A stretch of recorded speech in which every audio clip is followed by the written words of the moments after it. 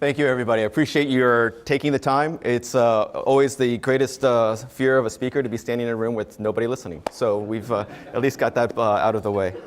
We are in a very interesting time in our industry. There's just so much stuff that's going on, and it's very difficult to keep track of it. And the great part about my job is that it's focused on the industry, trying to understand where all this technology is going in restaurant, in retail. I also look at financial services too as well. With all the stuff that is kind of taking place and unfolding, the question is, how do you make sense of it all? And how do you think through what's going to work and what's not going to work? So for today, what I thought I'd do is, the privilege of my role is that I get to go to lots and lots of conferences, and I get to hear lots and lots of ideas. And in many cases, I hear the same ideas over and over again. But I also get an opportunity to engage with a lot of executives like yourself, and many of you are actually in this room too as well. And it's your insights that actually kind of inform how I think about this space.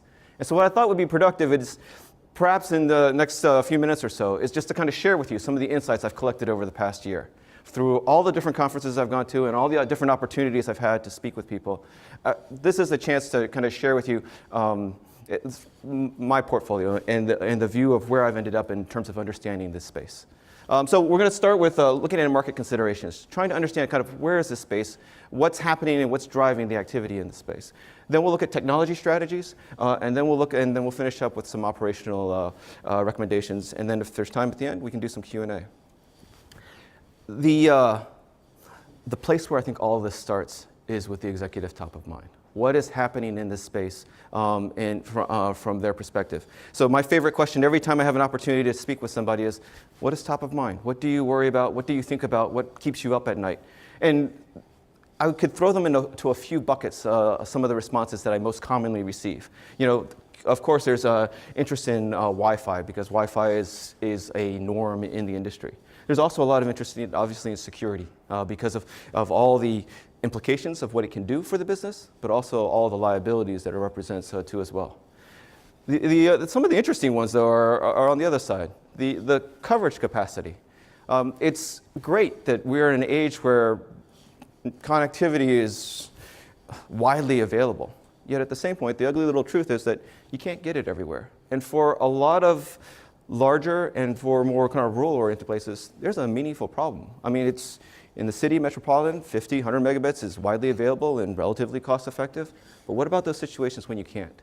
And so many of the executives I talk about is, well, what about those sites that only get like 3 meg or 1.5 meg? How am I supposed to do all these cloud-based applications in that kind of world? This bottom one here, the prioritize point-of-sale transactions. If I were to say, if I could put my finger anywhere, this is the one that comes up over and over and over again. How do I get point-of-sale transactions to reliably go? Sometimes they're 5 seconds, sometimes they're 50 seconds. It's how do I get a consistent experience? Because this is the bane of my existence to a large extent. This is what has people happy most of the time, but really upset every once in a while. And it's that every once in a while that drives them nuts. And then the last one is customers get really angry when they can't use their rewards. As we think about mobility, we think about the implications for the restaurants. It's not just about credit card transactions anymore. Our industry, our history, when you look at the technology past, if you will, has always been about how do we build up credit card transactions? How do we make sure that we can always take money from a customer? The guest Wi-Fi stuff and the internet stuff was kind of a nice to have or kind of an afterthought. But now when we look at these loyalty programs and you look at the fact that they're paying through these programs, it's great that you have contingency plans for when your networks go out and that you can still take credit cards. But if the network goes out and you can't earn points, redeem points, that's just as bad as losing your credit card network to a large extent. And so I think it's these kinds of things that warrant more attention. As I mentioned before, I get to look at industries. I look at restaurant, retail, and the financial. What really strikes me about the restaurant industry is this question of the value of IT. No other market segment has this question. Is it a luxury?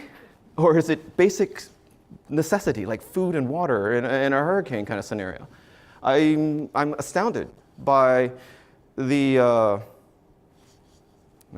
lack of a better word, attitude toward IT in the sense of, do I really need an IT group? Do I really need people looking at the network? Why don't I just, for a lot of the, just let my franchisees figure it out on their own to a large extent? And so this question is surprising, or this aspect of it, kind of, as I think about specifically the restaurant industry, this starts it, because this starts the conversation, or this starts how to think about it. If the industry doesn't appreciate the value of IT, then we've got very basic fundamentals that need to be addressed first.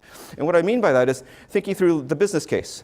So I'll give you a little bit of an example of kind of what I'm talking about here. So in addition to going to many, many conferences and talking to lots and lots of executives, every time I go out to eat, I try to get an opportunity to speak with the store manager and hear about what's going on from their side of the world, to see what's actually happening in the front line. I was talking to a fast casual operator, and for this conversation, because so much of what I'm going to talk about are the warts of the industry, I'm not going to be throwing out names, and I know that's going to be kind of annoying, but to protect the innocent, this is about as close as I dare get to describing some of this stuff. But I was speaking with a general manager of a fast casual concept in Atlanta, and they were really excited about the mobile ordering and the take rate of their customer base. And they're saying, we have some stores that are getting almost up to $500 a day in mobile orders. And I was like, that's exciting, that's incredible. So tell me, what happens when your network, how often does your network go out? And he's like, oh, it's a hit or miss, sometimes, once a month. And when it goes out, what happens? Oh, we have contingency plans. We basically, a typical outage for us might last 3 or 4 days. So we pick up the phone, we call the help desk, we switch our modes to an offline mode, wait for the circuits to come back up, and then boom, we're away. We're fat, dumb, and happy. We're back again. And during those 3 or 4 days, what's happening with your mobile orders? Oh, well, if we don't have the network up, we can't take no mobile orders. We basically get, the system is smart enough to basically say, this store is not available for your mobile orders, and so you need to go somewhere else, and basically send you somewhere else. $500 a day of mobile orders, a 4-day outage. The math is quite simple, right? $500 times 4, $2,000 loss. $2,000 of revenue lost because of a network outage. These are kind of interesting and meaningful dollars. And this is just where we're starting. Mobile orders for these guys was only a few months old. What happens when it's not $500 a day, but $1,000 a day, and we have a 4-day outage? Now we're looking at $2,000 to $4,000. When we think about these kinds of losses, these kinds of business losses, value of IT becomes not an academic question. These are meaningful business implications to think through and to consider too as well. Another way I think about money loss is actually when we think about compliance and regulatory issues. I owe this to actually another executive who was just very open with me at one of these IFBTA dinners. And we were talking through, it's shocking how franchisees are comfortable just paying fees. It's like they're not looking at their bills very carefully, and they're every month forking over $10, $30, some cases even high as $100 of monthly fees in PCI non-compliance issues, just because either they're not paying attention, or B, they don't care, or they're just thinking about, hey, this is just the price of doing business. So for some franchisees, they're just routinely, regularly, in their own one-on-one relationships, just kind of letting this drip out of a meaningful loss, if you think about it, because we're looking at a very low margin business in some cases. And so every dollar, if we say that every dollar matters, $10 to $30 of fees, unnecessary fees, is an interesting problem. And if there's a breach, not just a breach, if there's a potential of a breach, because it's whenever somebody has a reason to start investigating, are you PCI compliant? That's when you get nailed. So there may be the suspicion of a breach. They may do the investigation and determine, hey, there's no breach. You're safe. However, we've determined that you are not PCI compliant. And now, $10, $20 per identity loss, $80,000, $100,000 on average for a verified identification of non-compliance, this will put an end to a lot of the businesses. When PCI first came out, 4 or 5 years ago, it was intriguing to see where it showed up first and foremost in the convenience stores. I think they gravitated toward this immediately. And it was immediately sob story after sob story on the major websites of like the National Association of Convenience Stores, for example, saying, this is what happened when we got breached. And it's the end for a lot of these franchisees when this kind of stuff happens. And so when we think about the business value of IT, I mean, these are the things that are very important considerations. What's striking is that part of the problem, if you will, is the inconsistency in the enforcement of these rules. Some of these rules have been around from day one. They've just never been enforced. And now suddenly they are being enforced. So the dilemma and the difficulty is that because the rules, some anyways, like your daily log analysis, have been around for quite some time, well, now they're starting to be enforced. And if you're found, and as more and more the market pays more and more attention to the need for security and these issues, it becomes tighter and tighter and tighter in terms of the enforcement. And so when I work with franchisees and when I have the opportunity to speak with franchise owners, I ask them very point blank, do you have, I mean, everyone has the SAQ for the most part, but it's the training. Do you have PCI training, like a formal process of training, of PCI training in your system? And the last one too, the vulnerability scanning and the daily log analysis, these bottom three here, those are the ones that pop up the most often of no, no, and no. So when you get breached, what are you going to do? 80,000, 100,000. If you're deemed non-compliant, you get spanked. And that's the end of your business. You know, I share this because this is a very common approach that I think many of you will recognize. When we think about security, when we think about restaurant infrastructure, it's very typical to kind of start cutting up your segment into, hey, here's my cardholder data environment, here's my back office environment, and here's my public environment that I'll allow all the other stuff to go through. There's a lot of talk right now about, hey, the easiest way to deal with PCI is go to point-to-point encryption, go to tokenization. Start narrowing that CDE environment so that it becomes almost nothing. And so that your PCI, and there's so much excitement about that, the idea that my PCI scope is 0. And so I can get through my PCI audit in a few hours and I'm done. It's gone from a monster of a nightmare to almost nothing with some of these kind of newer approaches.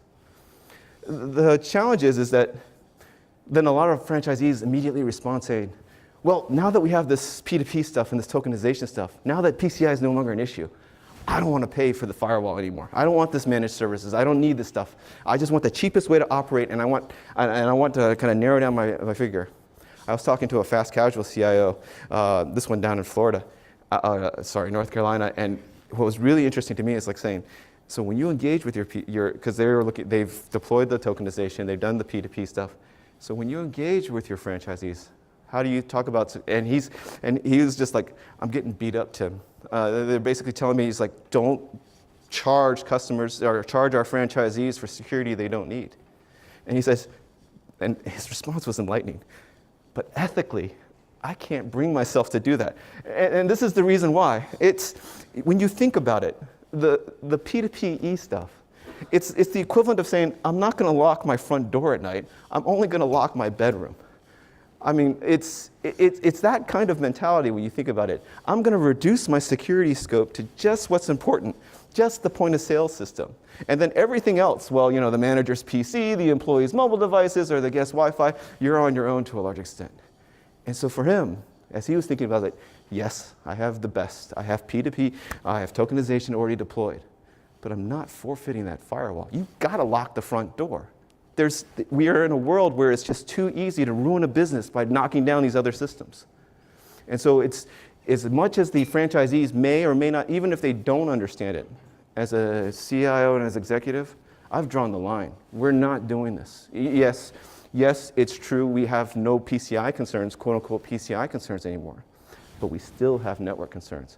And we've got to lock the front door at night. You can't just lock your bedroom door. That's not as acceptable. Some of the areas that I also think in terms of where technology plays in the business values are the regulations. I'm keenly following the nutrition labeling regulations. And also, I think what's interesting now and what's becoming kind of more important are some of the things like the gluten-free implications too as well. Because, you know, if anything, Chipotle has taught us the importance of food safety. Well, let's suppose that all of my ingredients are safe. There's still the matter of how my employees handle them. Cross-contamination, as a man with a father with a daughter who is highly sensitive to gluten, I hate gluten. It's a miserable frustration, a constant source of miserable frustration in my life. And the idea, and when we go out to eat, she never eats, my daughter never eats out of the restaurant foods because we don't trust them. And the question now is, if you say something's gluten-free and it's not, or your employees make a mistake and someone goes to the hospital because of it, because it's possible. It's great that the ingredients are safe to eat, no E. coli or anything like that. But if your employees handle them wrong, now you've got a life-threatening situation in your hands. And so it's not just now getting clean ingredients, it's getting employees who actually know how to handle ingredients too as well. So these are the things, these are my favorite topics. This is my go-to topics whenever I engage with a restaurant executive. Every opportunity I talk, we start with PCI, we then go to security, and then we talk about employee training, because I think these kind of highlight a lot of the business problems that we see in the areas where IT can make the most difference. But even with this, the next big problem is the question of who has to be convinced. You know, I've been with Hughes for over 20 years, and I remember the days where it was great to just go to a BP, talk to a few individuals, and say, here's the value of our solution, and then just have them sign it, and basically an agreement for tens of thousands of locations. Those days are long and gone for the most part. We've switched to a franchise-based first type model. And so instead of a handful of decision makers, now you're going individually, one by one, convincing them. And so when I talk about my next favorite question in this space is, how do you take new technologies and convince franchisees to adopt these solutions? Now, you're going to forgive me a little bit because I'm going to make the big mistake of using low quality resolution graphics in a presentation. However, I think you'll quickly understand that I've done you a favor by doing this. So if you have the opportunity, and I got this out of the IFA earlier this year, because I was talking to a president of a large service organization, multi-thousand service company, and said, how do you take new technology concepts and get your franchisees to adopt them? And his response immediately, Tim, was me. It's like, Tim, your homework tonight is to go home and Google leadership lessons from the dancing man. And I'm like, what? He's like, I'm not talking to you anymore about this topic until you go home and you Google leadership lessons for the dancing man. And I do encourage you to go do that. But I'll save you the whole thing. What's keenly interesting is you got one guy acting like an idiot in a very public arena. Very soon, a second guy joins him. And then after that, it snowballs, and then entire crowds become the join it. The big takeaway from this, if you want to just spare yourself the actual video, is this guy, the second follower. After watching this, you start to realize it's not just the first guy, the one who adopts the technology solution. And that was the mistake I was making. Every time I engaged with a brand, I was always focused on who's the innovator, who's the one who's going to be the first one. It's the second guy. It's the second franchisee who comes aboard and says, oh, this guest Wi-Fi stuff makes sense, or oh, this managed firewall makes sense. That's the tipping point. That's the guy that needs to be the focus. When we talk about new technology innovations, it's not just the guy who's enthusiastic about trying. He's got the reputation for always trying something because he's got the money to do it. It's the second and third guy. Those are the ones who actually move a franchise system to adopt new technologies. And that's where I spend, as I think about, when we talk about anything new, Wi-Fi, digital menu boards, whatever the case may be, we're always thinking now about saying, okay, we're in a franchise world. It's not just a matter of convincing my customer or convincing the brand that says, hey, this is a good idea for your system. Now let's talk about the franchisees. Let's find the one who is the first mover, but not just the first mover. Let's find the second and third, and how do we convince them to get on board so that the rest of the system adopts it? Otherwise, we're just wasting our time, and it doesn't make any sense. I'm going to shift gears and start talking about technology innovations a little bit, but that's at least some quick thoughts at the very least of how I think about the business value of IT. I started with saying, hey, we are in a very exciting time. There's plenty of choices. And the great difficulty here is there is no possible way for you to know which one of these solutions is the right one for your company and for your business. You can make a good educated guess. You can start today, and actually maybe your answer is right for today, but how will you know 6 months from now, 12 months from now, that we already know that this map is going to change dramatically and there's going to be new opportunities. So in the context of this kind of volatility, What's the right framework? How do you think about this? So much of when I talk to customers, particularly as they're engaged in looking at some of these like new loyalty programs, for example, or a new point of sale system and those kind of capabilities. So much of what comes out is, I'm working with my point of sale provider and they're trying to do the integration with this tablet kiosk and they're trying to do an integration with this loyalty. But those integrations are throwaway codes. I was at the Restaurant Innovation Summit and on the panel, a fast casual executive was just basically expressing a lot of frustration, saying there is no integration with all this junk that's out there. And I have to be the one to do the integration. And yet I know that this is all throwaway code. I know that this is good for today, and in less than a year or two at most, I'm going to have to throw it away and do another integration with somebody else and start all over again. And it is a great, great frustration of saying this is not a business model. I'm here to sell food and create a customer experience. I am not here to do software integration over and over and over again just to take advantage of the latest and greatest thinking. So, this was actually from FSTEC a couple of years ago, because I was stunned. Fast Casual got up in front of the industry, and this was a workshop very much like this, and I was thinking, it's such a waste. This should have been a keynote. But he got up there and basically explained to us their approach to basically integrating mobile, table, the tabletop tablets, the waiters' tablets, and then the back office infrastructure. And it was all of an enterprise services platform. Basically, the short of the story was, and I was stunned to think about this, because I think about enterprise services. For our company, we see this kind of need actually like bigger systems, carriers, and the like, where we're actually doing this kind of work. But as soon as I saw this from a fast casual operator saying, this is what we've done. We've created an enterprise services platform so that all of our legacy systems via APIs can plug into it. All the new stuff from the cloud can plug into it.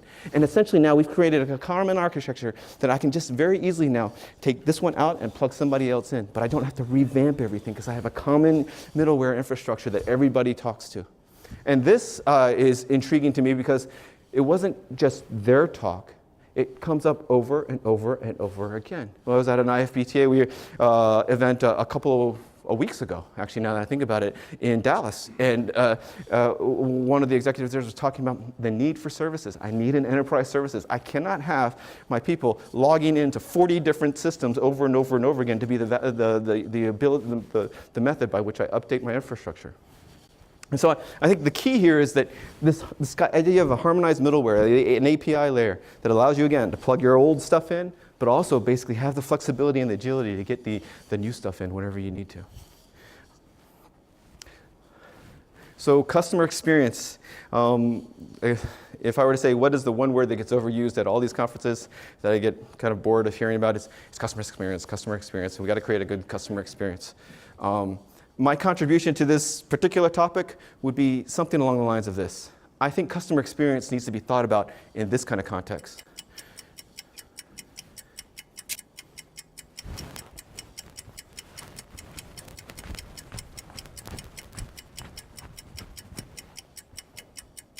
Dun, da, dun, da, dun. Average user at home will wait 5 seconds before they move on to the next website. Why do we think that they will wait any more in our restaurants for whatever application that we're running to as well? And what we hear kind of time and time again is new technology. This is the one reason why, if you start to look at it, thousands upon thousands of tablets sit in drawers and are not being leveraged where they ought to be. Because it's frustrating the employees, it's frustrating the customers, and the technology is not doing what it's supposed to do. And I think there's it's shocking to me. If I were to give one piece of advice, it would be this one. It's like, think this one through carefully. It's like, Tim, we did our pilot test. We went through and we actually tested at 20 locations. You tested at 20 locations that were your prime locations, were your high volume locations in the middle of cities where you had 20, 50 megabits of capacity. You need to be testing at the places that have the other 40% of your locations that only have 2 meg, 3 meg, and by the way, they're running on it continuously. There's just not enough thinking that goes on to this. And when you deploy tablets and technology into the system in the fields, there's still a meaningful, it begs the question, actually. We did a couple of years ago research with Ensemble IQ, and we were looking at how much capacity do you really need? And if I were to give you the answer I hear most often, it used to be 3 megabits, now the answer is 10 megabits. So if anyone were to ever ask you, on average, when a customer is asking how much capacity do I need to have, My answer, generally speaking, is if you're not telling me anything else, it's probably about 10 megabits, and it's probably going to quickly move to 20 megabits at some point. So think about that. If we just take that for the basis of assumption, here's some kind of deployments that we've actually done. The interesting thing about Hughes is that our business has kind of evolved. Everybody knows us as a satellite company, and satellites are near and dear to our hearts, a very core part of our business, a very healthy part of our business. In the enterprise space, however, for the past 7, 10 years, a lot of focus on cable. It's the terrestrial networks, broadband DSL, cable, fiber, fast Ethernet. This is the dominant. And when we think about 10 megabits, and I'll say to you about 10 megabits, 20 megabits cable, that is the most common request that we get. Then very quickly we need to start thinking about, okay, what does it take to roll this out, and what kind of thresholds? The challenge with cable is that you very quickly start to get increasing places, and you always have to make a decision of this much and no more.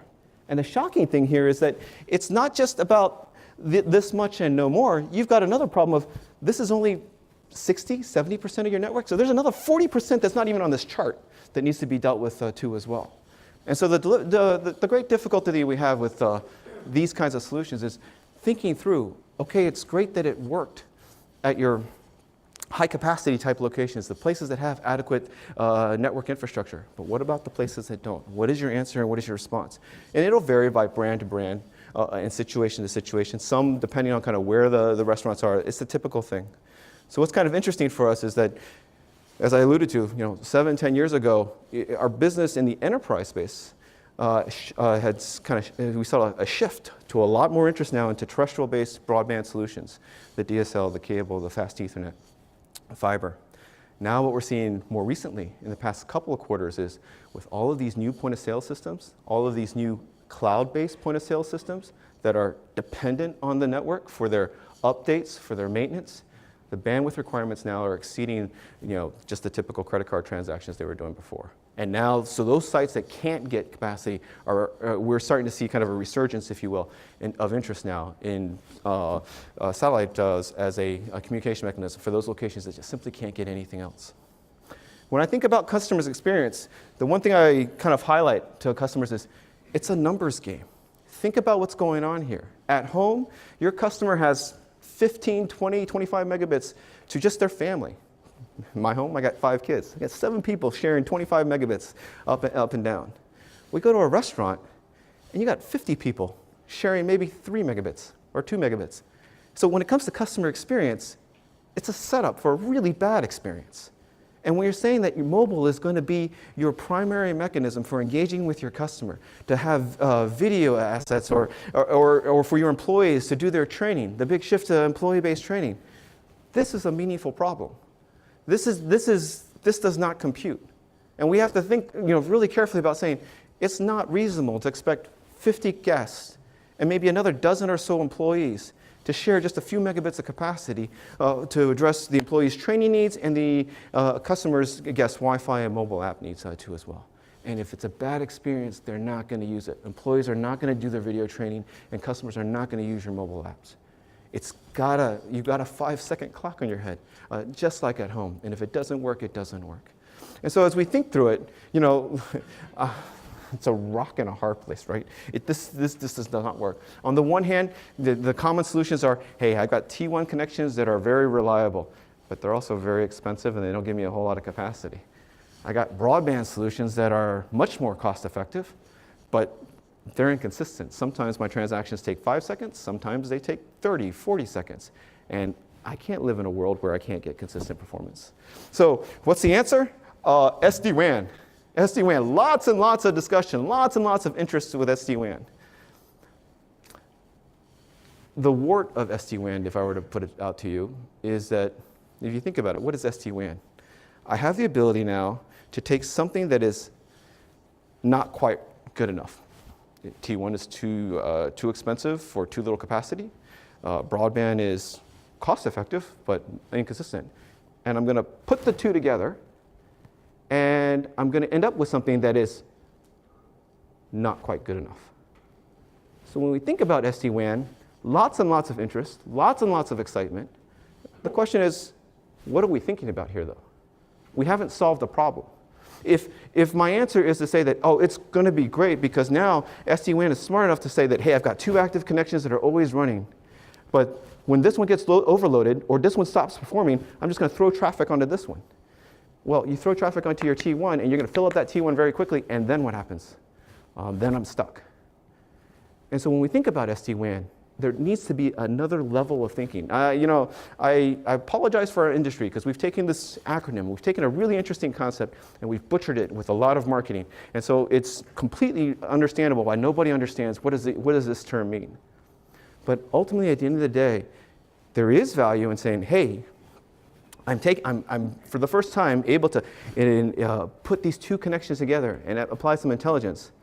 But there needs to be another level of thinking. We need to start thinking through what are the problems.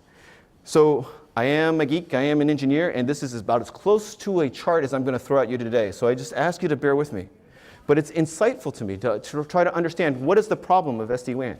You know, what I'm kind of showing you here is that solid yellow line is an up to. We are ordering capacity up to 16 megabits and 2 meg down. That's a very classic offering that we see over and over and over time again. And a typical IT practitioner will say, I'm going to size my network to 14, so I'm just going to back it off a little bit.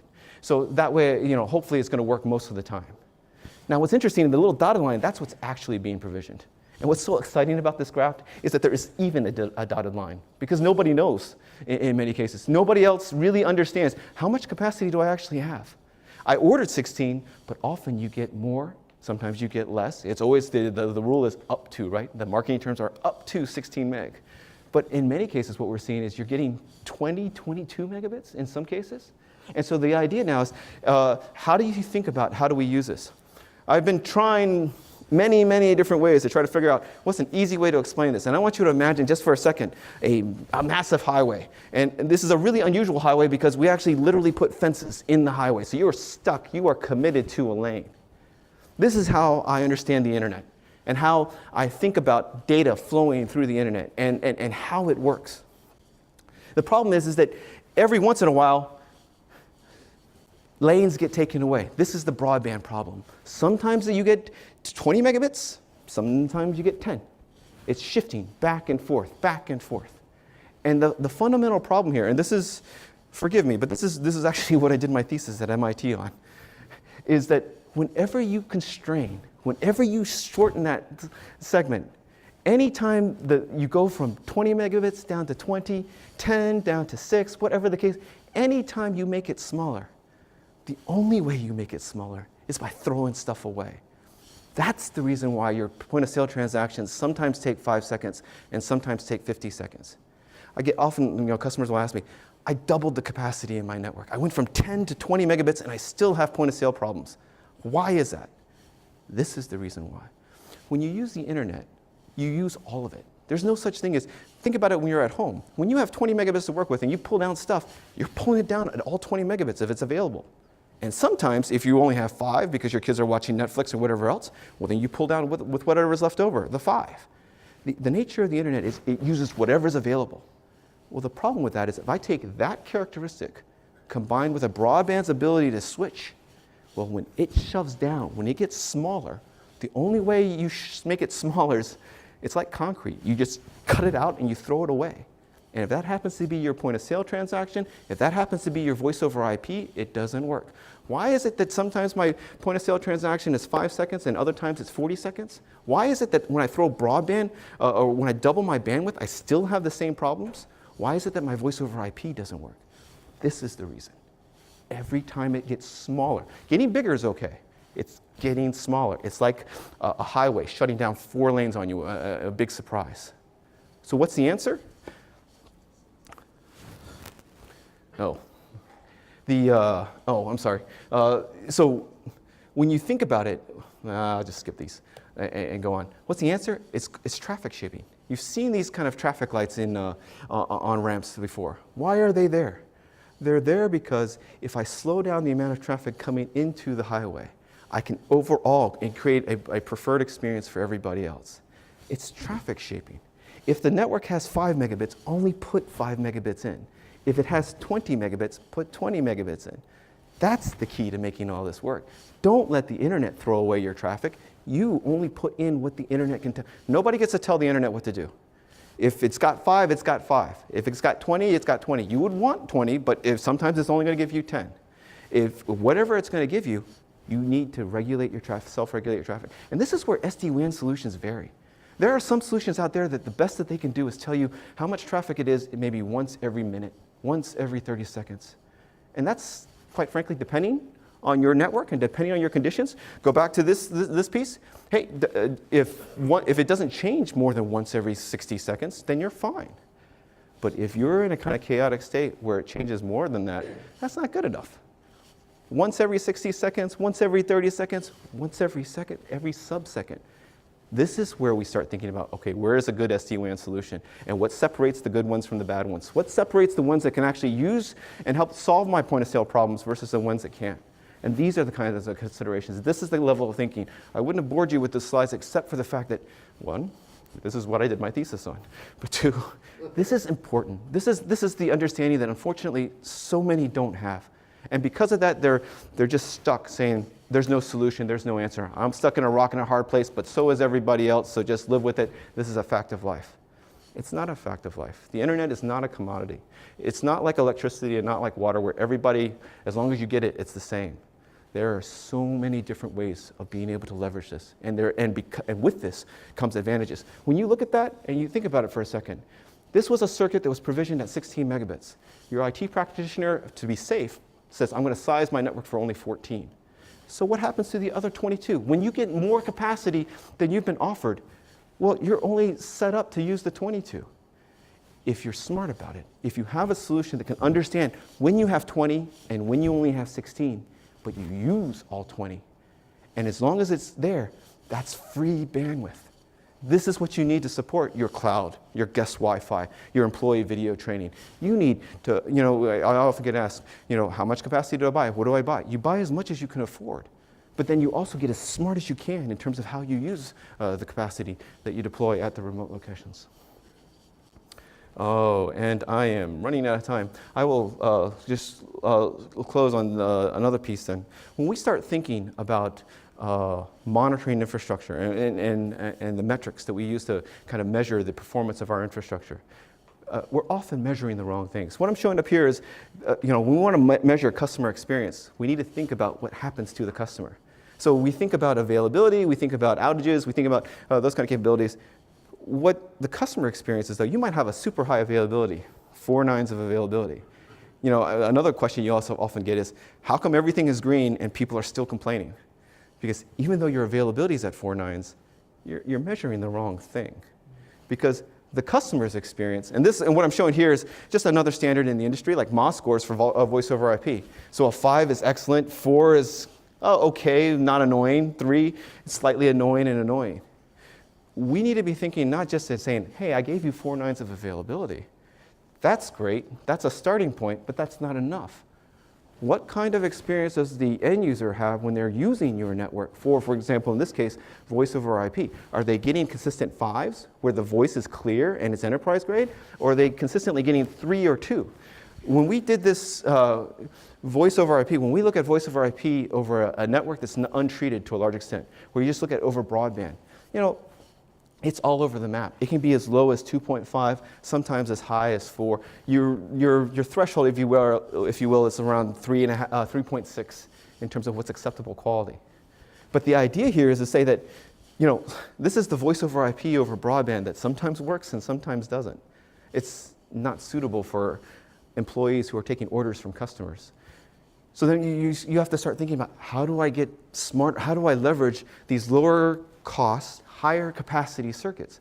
Well, I have to put the intelligence that I have to be able to understand when is it only 20 or when is it only 10, and I'm not going to let the network basically throw away my voice over IP. I'm going to understand that I'm going to basically carefully manage. Now this is an area, so the middle of the green there says, hey, by just even doing that alone, by just traffic shaping, to the first understanding how much capacity I have available, and just by dynamically traffic shaping, I can dramatically improve the voice experience. This is where SD-WAN technologies get really interesting. If you start replicating those voice traffics over 2 circuits now, And then one gets a packet hit or one gets a latency hit. Now here's a scenario where an SD-WAN type approach gets really intriguing. You can take a acceptable performance and even drive it even higher and improve it even more with your capabilities. And so as we think about SD-WAN, one is we got to understand that the marketplace has made a mess of the acronym. And we got to start talking about specifically what is it that we're talking about. Is it just an active-active scenario where I can put two circuits together and run them over? Or am I actually bringing innovation that can actually improve the customer and user experience? And I'm going to sneak in one more. So we're moving into an age where everything is increasingly encrypted. And the dilemma and the difficulty when we think about quality of services, it presents a meaningful challenge of how do you actually start to prioritize stuff you can't see. The industry, a typical solution is to say, oh, deep packet inspection. I'm going to go into the packet, understand what it is, and then come back out and prioritize it. Big challenge and the big problem with that is that that's a very expensive solution. It takes a lot of CPU to go inside of a packet, particularly at high data rates, and to go into a packet, understand what to do with it, and then throw it back out. There are better ways. There are more where you can take lower cost solutions. Look at the shape of the traffic. You can understand the difference between a point of sale transaction versus what a voice over IP application looks like versus what a software update looks like or what guest Wi-Fi looks like. And so by taking a radically different approach, you can dramatically reduce the cost of the hardware required to actually manage and handle these kind of systems. And the last one I'll leave you with is when you look at prioritization, it's not as easy as just saying, hey, mytraffic.com is going to be the high priority type stuff, because yourrestaurant.com probably includes all these other third-party links.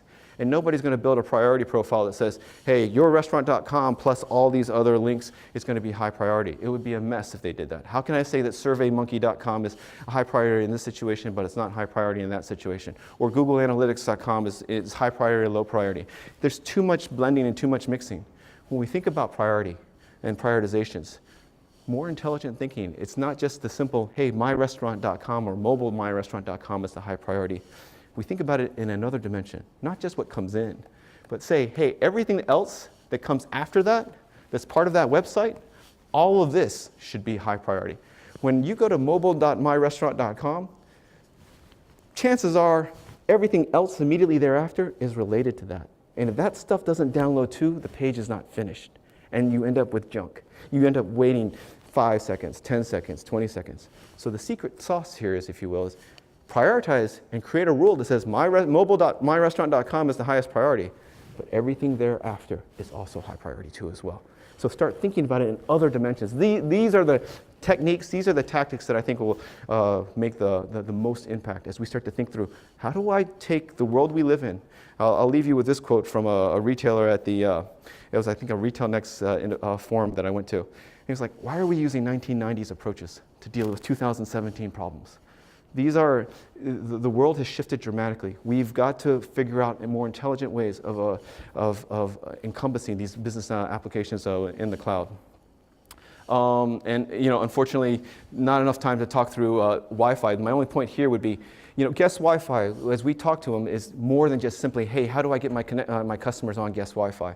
What's really interesting now is I think the conversation is shifting from, hey, guest Wi-Fi is a nice amenity, to guest Wi-Fi is a really intriguing way now for me as a brand to understand what my customers are doing. How long are they staying in my stores? How often do they visit me? And passively doing it without really irritating or annoying them. And so I think the solution, and then as we look at execution and best practices, all this other stuff, and unfortunately we're out of time. I will end with this tip. If you look at my Twitter feed, @TimTang4Retail, every time I go to a conference, I basically take all my notes on Twitter. And so that has my notes from the Restaurant Innovation Summit, the Restaurant NRAs, the Fast Casual Executive Summit, MERTEC, FSTEC, and I've been doing this for many years, so knock yourself out. But there's all the important things that strike me at these conferences is in there some way, shape, or form. Thank you very much for coming.